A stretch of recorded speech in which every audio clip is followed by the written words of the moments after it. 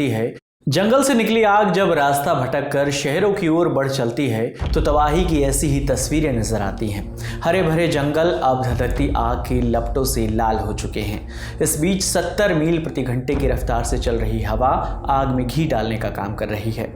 जंगलों से लेकर ऊंची ऊंची इमारतें और आलीशान मकान तक सब कुछ इस आग की चपेट में आ गए हैं। क्या आम और क्या खास, सभी जान बचाकर भाग रहे हैं। अक्सर हॉलीवुड फिल्मों में आपने आग की ऐसी तस्वीरें देखी होंगी, लेकिन अब रियल लाइफ में आग की ऐसी तस्वीरों से सामना होने के बाद हॉलीवुड के सेलिब्रिटीज भी खौफजदा हैं।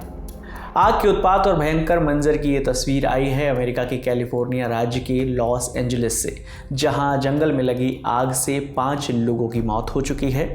आग तेज़ हवाओं के चलते जंगलों से रिहायशी इलाकों में फैलती जा रही है। आलम यह है कि 10 एकड़ के दायरे में लगी आग कुछ ही घंटों में तकरीबन 2900 एकड़ में फैल गई। इसके चलते लॉस एंजलिस में स्टेट ऑफ इमरजेंसी का ऐलान कर दिया गया है। लोग घर छोड़कर भाग रहे हैं। आग से करीब 1100 इमारतें पूरी तरह जलकर खाक हो गई हैं और 28,000 घरों को नुकसान पहुंचा है।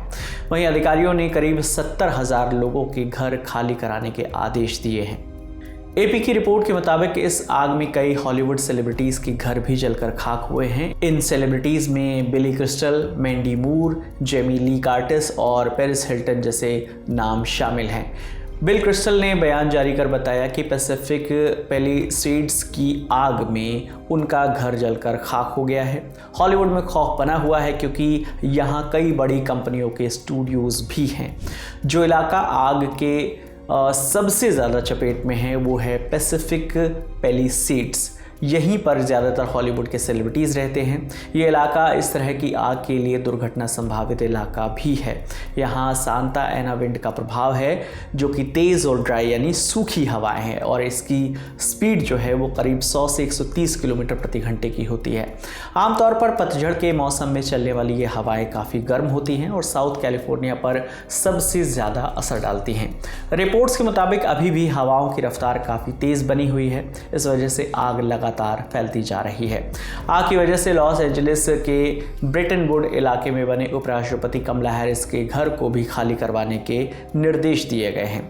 लॉस एंजलिस अमेरिका का सबसे ज्यादा आबादी वाला काउंटी है। यहाँ 1 करोड़ से ज्यादा लोग रहते हैं।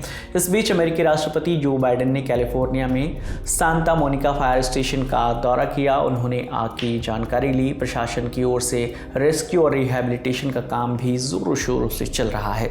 अब तक हजारों लोगों को सुरक्षित स्थानों पर ले जाया गया है।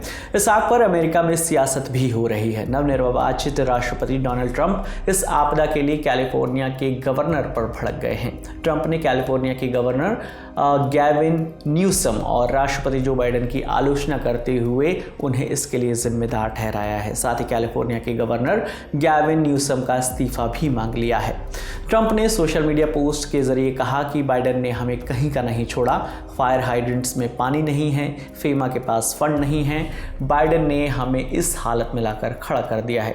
ट्रंप का ये बयान ऐसे समय पर आया है जब कैलिफोर्निया का जंगल पिछले 3 दिनों से जल रहा है। आग की घटना के बाद अमेरिकी कारोबारी एलन मस्क ने इसके लिए बाइडेन प्रशासन को दोषी ठहराया है।